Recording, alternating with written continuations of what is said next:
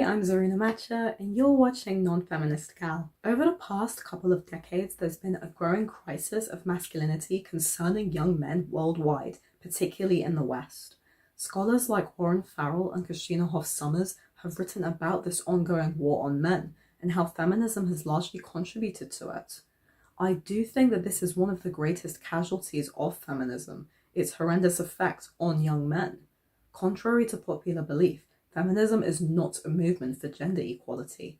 It is a movement that seeks to overthrow the so-called patriarchy and liberate women from traditional gender roles, even though I would say that most contemporary Western societies don't enforce rigid gender roles onto men and women anymore. In this video, I'm going to discuss 10 issues concerning men and boys right now that are largely ignored by feminism.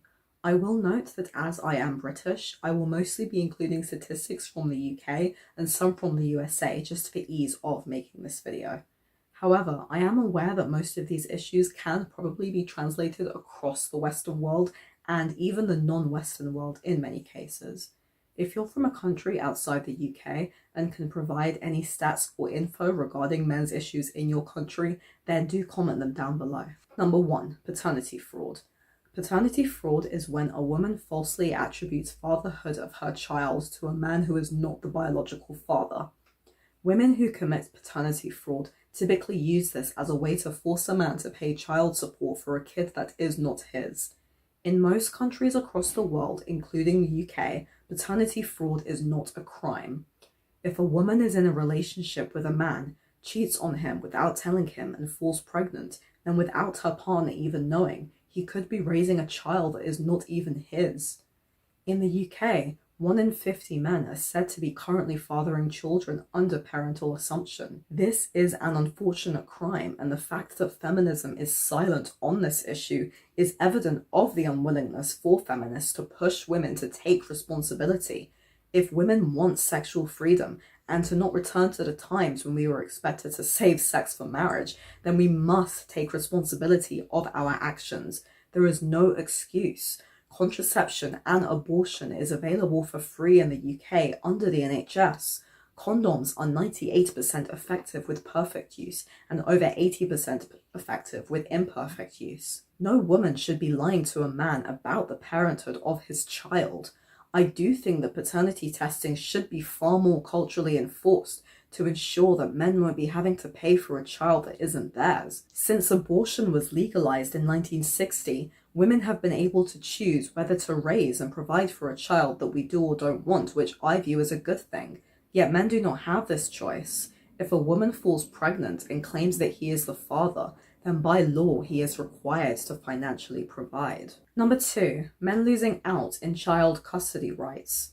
In the UK, by law, the courts are supposed to grant divorced parents equal custody access when it comes to their children. One study conducted by the University of Warwick concluded that in 96% of cases, fathers were successful through the courts in getting access to see their children. This allows 10% of fathers to have daytime contact with their children, and 23% being permitted to spend a few daytime hours with their children. Yet being able to visit one's children a few times a week is not the same as being granted equal custody. Unfortunately, implicit bias is still prevalent in the courts, with the majority of fathers losing out in custody battles. One study conducted by the University of Illinois found that judges provided mothers with half a day more time of child visitation than fathers. The British charity Fathers for Justice was created to help fathers who are struggling to get custody of their children. US state and child protection services actually found that, in terms of maltreatment against children, 54% of the perpetrators were women and 45% were men. So according to the statistic, mothers are more likely to abuse children than fathers, something which most people probably wouldn't assume, as women are still generally perceived as more innocent overall. It seems that when it comes to sex and violence, women are still viewed as pure and virtuous. If feminism is about equality, as it so claims to be, then it should be fighting for equal custody rights. If feminism truly wants to liberate women from traditional gender roles, then it should work to dismantle the view that mothers are automatically better parenting fits than fathers. Number 3, male domestic violence. It is a myth that only men commit domestic violence. The 1979 study by Gels and Strauss did indeed find that when it comes to street crime, men are more likely to assault women. However, when it comes to domestic violence between families, there is an equal rate of assault between men and women. The fact that our society was so quick to blame Johnny Depp and side with Amber Heard, the woman, for years shows us the bias that we still have towards women over men. We still assume that women are pure, that we are victims, that we are not capable of inflicting violence or aggression or being dangerous. Modern society doesn't care nearly as much about male domestic abuse victims compared with female domestic abuse victims. This says something very sad about the way we view men in society. Erin Pitsey, a domestic abuse activist who set up the first and largest domestic abuse shelter in the world, stated that domestic violence is equally committed by both men and women. Feminists have shamed, belittled, and ostracized her for saying this because it goes against their narrative that women are the ones who are oppressed and men are the ones who are the oppressors. Feminists also fail to mention that lesbian couples tend to have the highest rate of physical domestic violence. While women are more likely to be victims of violence, studies in the US and the UK have found that lesbian women are the most likely victims and perpetrators of domestic violence. One report in the US found that 43% of lesbian women have experienced domestic violence from a partner, compared with 35% of women.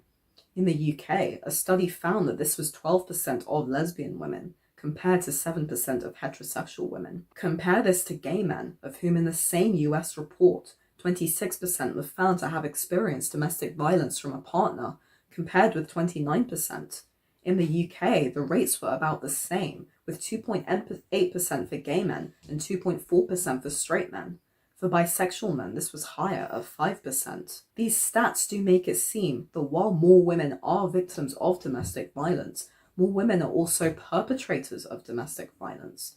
Why doesn't feminism discuss this? Why doesn't feminism admit that violence is not a purely male issue and that many women do commit acts of domestic violence against their partners?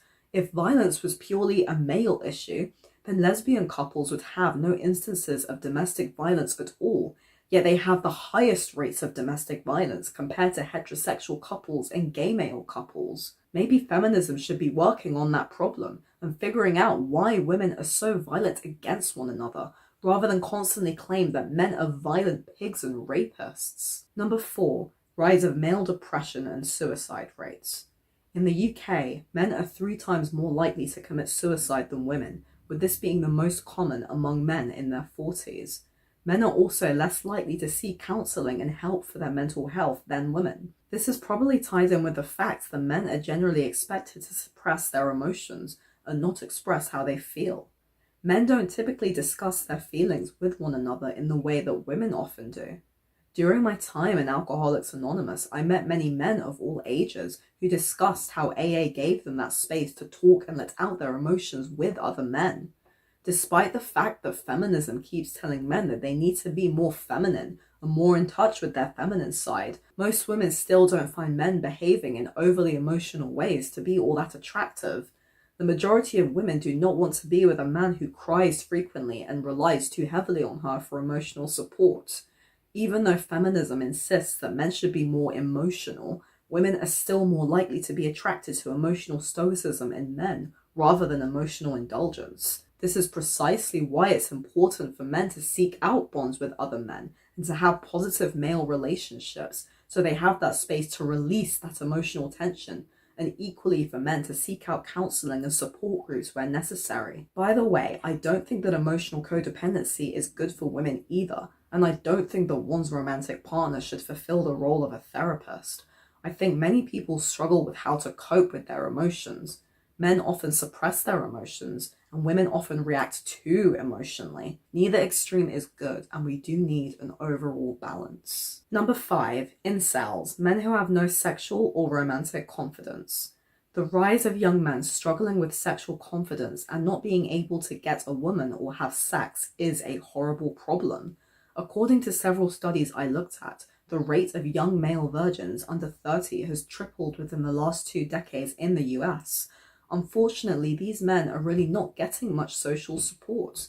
It's no wonder that many have turned to figures like Andrew Tate, who spout misogynistic vitriol. These men who feel sexually repressed and are struggling to see much success with women are turning to extreme anti-female ideologies which are as bad as radical feminism. Number 6. Men serving longer and harsher prison sentences than women. Feminists often state that women are paid less than men for doing the same job, without taking into consideration the fact that women typically choose jobs that pay less and work shorter hours and are not paid less money than men for doing the exact same job on the basis of gender discrimination. Something that feminists often fail to mention is that men frequently serve longer prison sentences than women for committing the exact same crime. Just as with child custody, men are judged more harshly than women, with the average prison sentence for men being 18 months, while the average sentence for women is 12 months. Prison conditions are also perceived to be kinder to women than they are to men. The rate of men to women in prison in the UK has risen from 15.5 men per women in prison in 2003 to 19 in 2010. By looking at the overall ratio of men to women in prisons in the UK between the year 1750 and 2010, so almost 3 centuries, there's been a disproportionately higher rate of men in prison. I'd say that this is because men are more violent than women, but as mentioned several minutes ago, we know that's not the case and is clearly a massively skewed perception concerning how we view men compared to how we view women in society. I'm sure other factors do come into play as well, but society does still typically perceive men as more violent and dangerous overall than women.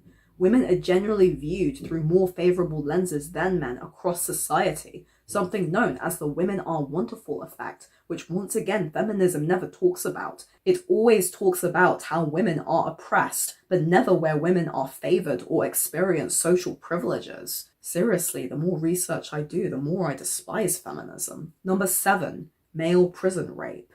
Just as men are serving longer prison sentences than women, men also have a much harsher time in prison than women. Right now, there is a huge, unreported, hidden rape culture happening all over the world in the darkest shadows. This is the issue of male prison rape, and it affects men universally worldwide. When a man is sent to prison, the chances of him being raped, or at least having rape attempted on him, are extremely high. Examples of male prison rape culture have been depicted in popular culture, such as in American History X, The Shawshank Redemption, or the American television show Oz. In the UK, some 80% of male prisoners are said to have suffered some form of sexual abuse, and many have experienced this within the prison system. Male prisons do have a genuine rape culture. They do have a culture of normalizing and accepting rape, and this is universally prevalent throughout the world. It's a running joke that if a man goes to prison, the first thing he has to watch out for is getting anally raped. This is horrific, and the effects of this on young men are devastating, particularly men who have committed petty crimes. While I'm aware that male rape happens outside of prisons as well, the reason why I specifically mention prison rape is that it is so infrequently discussed, despite being a massive problem that we've all just pretty much accepted as part of life. Number 8. Boys underperforming in schools. In the UK, girls have been outperforming boys in schools for years. However, psychologists at Glasgow and Missouri universities found that across 74 countries, 70% of the time, girls are outperforming boys in school. This includes countries that have relatively low gender equality, such as Qatar and Jordan. Another meta-analysis found that when analysing data over the last century, involving over 1 million children across the globe, girls have been consistently outperforming boys in the education system. Why is that, and where exactly is the so-called male privilege for all of the boys who are less likely to attend university than girls, or perform well in school than girls? There are probable reasons for this, such as the education system perhaps being more suitable for women overall, with its emphasis on collaboration, being quiet and sitting still in class, which girls generally fare better at than boys. Whatever the reason, it is something to think about. If more girls are getting educated, that means that more women will be going off to university and holding better jobs than men overall. Number 9. Men take on more dangerous jobs in society. Men throughout human history, even in our hunter-gatherer days, have always been the ones expected to fight, hunt, and defend.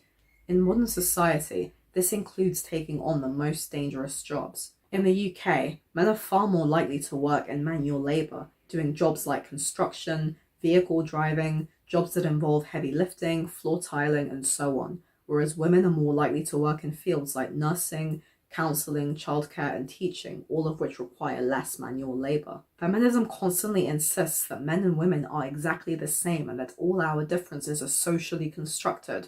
Yet this trend in differences of work choices disproves this, not to mention the fact that men are still the ones who are taking on the more physically demanding and high-risk professions in society. Before feminism, women used to appreciate men for all they do in society, for going out and doing all of the hard jobs and doing all of the hard physical labor in order to create a better and safer world for women and children.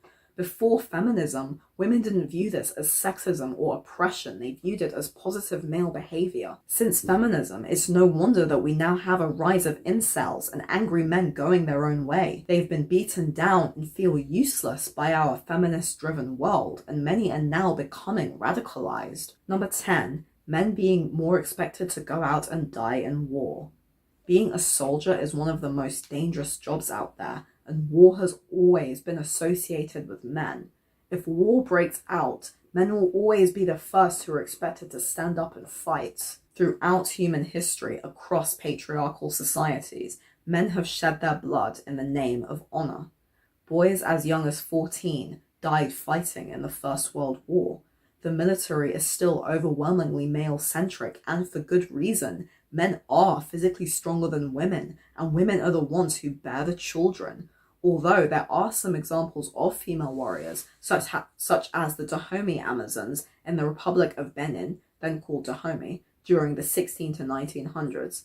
However, fighting in war is still very much seen as a male thing. Feminism does not care about men, and it never has. The idea that feminism has ever been about gender equality is laughable at best and rather sad at worst. I care about men and I care about women, and I want to live in a world where we have actual gender equality, not feminism or masculinism. This is why I am an egalitarian and a humanist, not a feminist. But what do you think? Can you think of any other issues concerning men in today's society? Do you think that there is a crisis of masculinity happening right now? Let me know below. For further discussion, consider joining my Facebook group Liberals Against Feminism below.